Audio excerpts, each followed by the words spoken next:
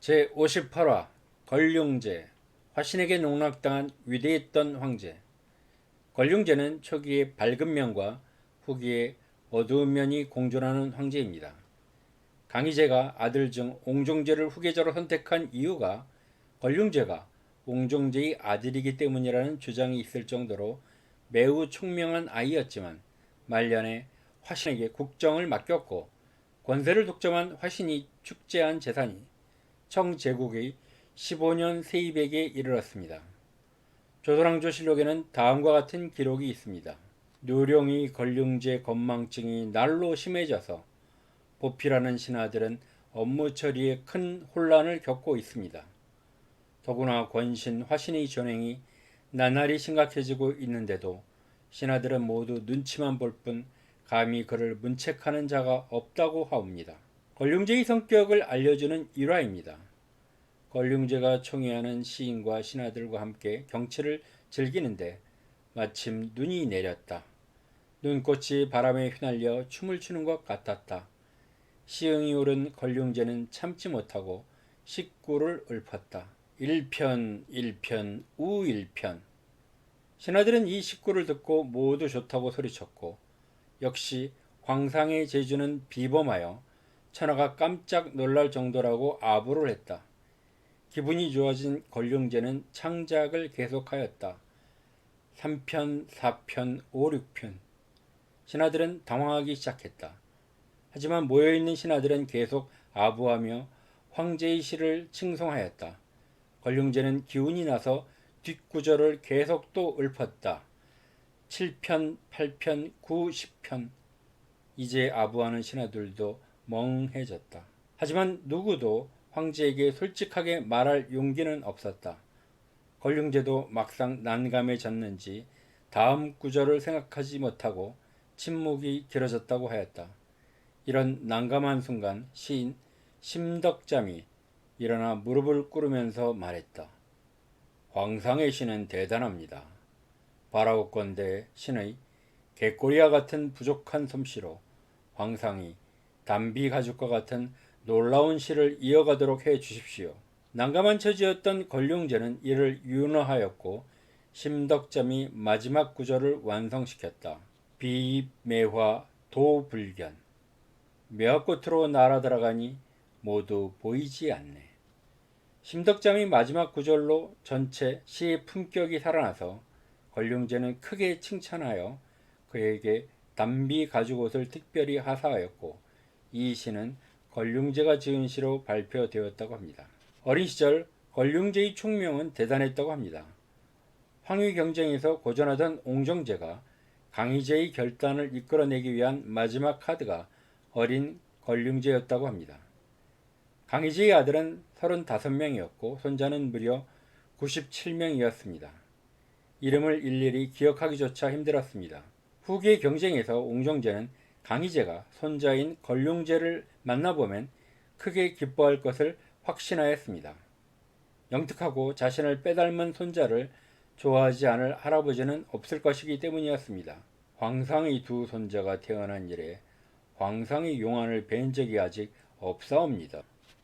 좋아. 지난번에 너희 두 아들이 열심히 공부한다고 들었다. 당장 데리고 오너라. 강희제는 나이 어린 걸륭제를 만나고 깜짝 놀랐습니다. 너무나 잘생긴 아이였습니다.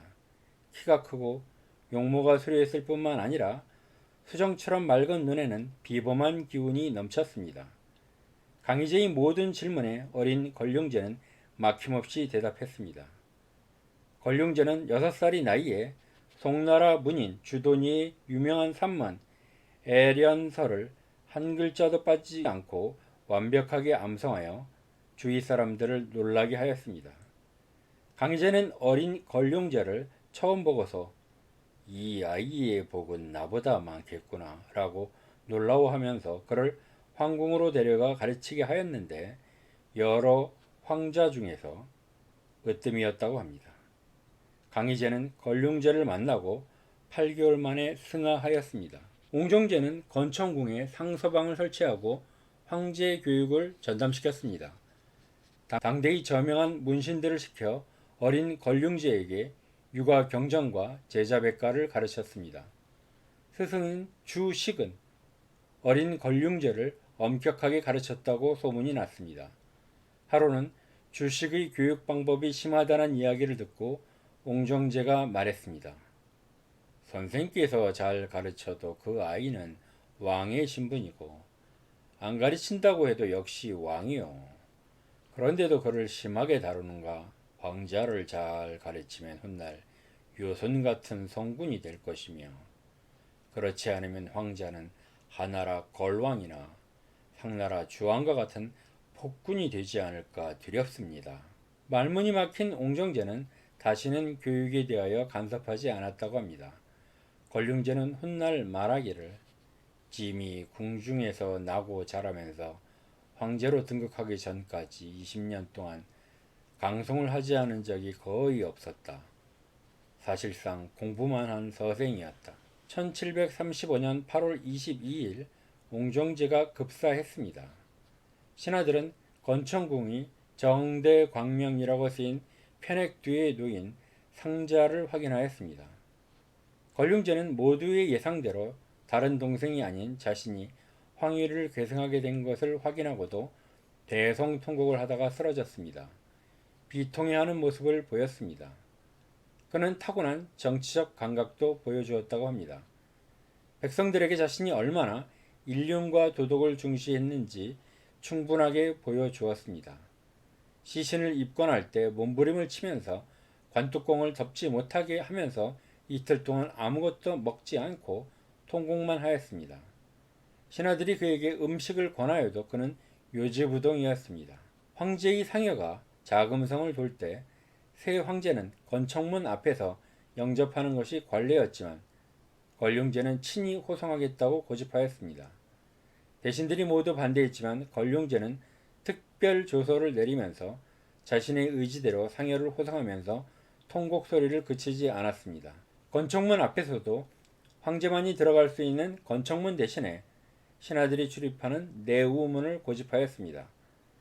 장례식을 마치자 황궁 안팎에서 성군이 나왔다는 칭송이 꼬리를 물었고 소문이 전국에 퍼졌습니다. 9월에 25세의 나이로 황제에 즉위하면서 무서운 옹정제보다 인자한 조부 강희제의 통치 철학을 계승하였습니다. 옹정제가 불러들인 도사들을 모두 추방하고 옹정제가 그간 죽이거나 유폐시킨 황숙들을 복권시키고 자손들에게 특권을 부활시켰습니다. 그간 억울하게 투옥된 장군들과 신하들도 복권시켰습니다. 권륭제는 60년이 넘는 통치 기간에 무공을 10번이나 세웠다고 자화자찬하였습니다. 몽골족의 침략, 회부의 반란, 금천지역 토사의 반란, 대만, 버마와 베트남, 그리고 과기객이 항복을 받았다고 자랑하였습니다. 하지만 파고들면 이겼다고 평가하기 어려운 전투가 많았습니다. 권륭제가 붕어한 후 편찬된 책에는 권륭제가 지었다는 시 4만 3천여 수가 담겨 있었습니다. 권륭제가 많은 시를 지었던 것은 사실이지만 신하들이 권륭제의 이름으로 지은 시들이 모두 포함된 숫자로 평가하고 있습니다. 권륭제의 통치기간 청나라의 경제 규모는 전 세계의 3분의 1을 차지하였으며 영토의 규모는 현재 중국 면적의 1.5배에 달했습니다. 땅은 넓고 생산물은 풍부하다. 이런 표현이 당연하였습니다. 하지만 이 시기 영국은 산업혁명이 일어나 경제구조가 변화되었습니다. 획기적인 기술 혁신으로 기계를 이용한 대량 생산이 가능해졌습니다. 영국에 의하여 촉발된 산업혁명은 유럽에 전파되면서 자본주의가 시작된 것입니다. 1792년 영국왕 조지 3세는 메카티니를 사신으로 청나라에 파견하기로 결정하였습니다. 권륭제의 83세 생일을 축하하기 위한 방문이라는 명분으로 청제국과 정식 외교관계를 수립하고 통상을 확대하려는 목적이었습니다.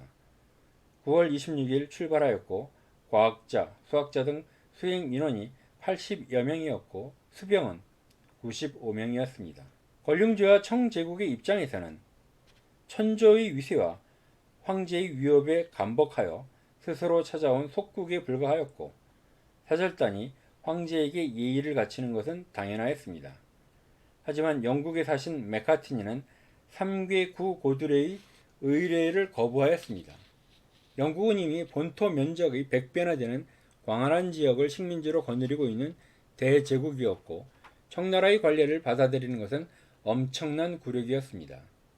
영국의 의사를 들은 권룡제는 분노하였습니다. 당장 추봉하고 싶었지만 각국의 사절단이 속속 도착하는 상황에서 잡음을 내고 싶지 않았습니다. 오랜 설정 끝에 애매한 타협을 하여 영국 국왕을 배알할 때처럼 한쪽 무릎을 꿇고 머리를 숙이는 의식으로 합의하였습니다. 오랜 항해 끝에 도착했지만 맥카트니의 요구는 권룡제에 의하여 거부되었고 맥카트니는 낙담하면서 귀국하여야 했습니다. 하지만 그는 여행 과정에서 목격한 청나라의 실정을 자세하게 기록하였습니다. 맥카트니는 청제국을 이렇게 평가하였습니다. 다행히 유능하고 방심하지 않는 항해사가 키를 잡으면 무사히 항해할 수 있지만 무능한 자가 키를 잡으면 표류하다 해안에 부딪혀 산산조각이 나는 낡은 거대한 전함과 같다. 청나라는 시대의 변화를 모르면서 오만에 가득 찬 제국이었습니다. 결국 맥카트니 방문이 있은 지 47년 만인 1840년에 제1차 아편전쟁이 벌어졌고 1949년 우체통이 통일하기까지 중국은 서구 열강이 반식민지로 전락하였고 일본군에 의한 수모를 감내하여야 했습니다. 권룡제는 늙어갈수록 젊었을 때와는 다르게 신하들의 간언을 멀리하였고 자신을 십전 노인이라며 과거에만 빠져서 오만에서 벗어나지 못하였습니다. 아부에 능숙한 화신에게 빠져 국정은 기울어져 갔습니다. 화신은 만주족 정홍기 출신으로 조실부모하여 많은 고생을 하였으나 머리가 영민하며 외모가 준수하였습니다. 만주어, 한어, 몽골어, 티베트어 등 4종 언어에 능통하였으며 육아경전에 통달하였습니다. 진사시험에 합격하지 못했지만 생원의 자격으로 경거도의라는 하급 명예직의 자규를 받았습니다. 어린 나이에 시위가 되어 황제를 경호하는 임무를 맡게 되었습니다. 권룡제가 순행을 나갔는데 지방 창고의 전곡이 모두 털렸다는 상주문을 읽고 시위들에게 글을 내렸습니다. 호랑이와 들소가 우리에서 뛰쳐나오고 귀갑과 보옥이 귀 안에서 망가졌다면 누구의 잘못인가? 경호 업무를 담당하는 시위들은 의미를 모르고 당황하였습니다. 오직 화신만이 대답하였습니다. 황제께 아뢰옵니다. 이는 관리들이 잘못이옵니다. 권룡제의 글은 논어 게시판에 나오는 구절로 국가의 재물을 맡아 지키는 자의 잘못을 지적한 글이었는데 오직 논어를 완벽하게 암기한 화신만이 대답할 수 있었습니다. 더구나 그는 만주족 제일이 미남이라는 찬사를 듣는 외모를 가졌습니다. 화신은 권룡제에게 강희제와 옹종제보다 더 위대한 황제라고 부추기면서 백성들의 삶을 보살피기 위하여 남방을 순회한다는 권룡제가 속으로는 화려한 연애를 즐기려는 마음인 것을 알고 이를 부추겼습니다. 소요되는 막대한 비용은 의죄은이라는 제도로 충당했는데 이는 관리들의 죄를 은혜 상납으로 경감해 주는 것입니다. 역사학자 여사면은 권룡제를 이렇게 평가했습니다. 권룡제는 본성이 사치를 좋아하여 6차례 남방 선행으로 경비를 물쓰듯 했다. 화신을 중용하여 전례 없는 횡령과 부패 풍조를 일으켰다. 관리들은 백성들을 착취하여 황제를 받들지 않을 수 없었다. 주종대신들은 말할 것도 없고 황관, 금위 소속 군사들도 화신을 황제처럼 받들고 그의 지시를 따랐습니다. 화신은 새 황제도 자신이 얼마든지 농락할 수 있는 허수아비로 생각했습니다. 아들인 가경제도 아버지 권룡제가 신임하는 화신에게 아부하였습니다. 가경제는 화신에게 수모를 당하였지만 화신에게 고개를 숙였습니다. 화신에게 기름진 전답, 대저택, 하인 등을 수시로 하사하였습니다. 하지만 1799년 2월 7일 권룡제가 붕어하자 가경제는 화신을 체포하였고 화신은 옥중에서 자결하였습니다. 화신의 비밀 창고를 수색한 결과 압수된 은이 무려 8억 량에 달했다고 합니다.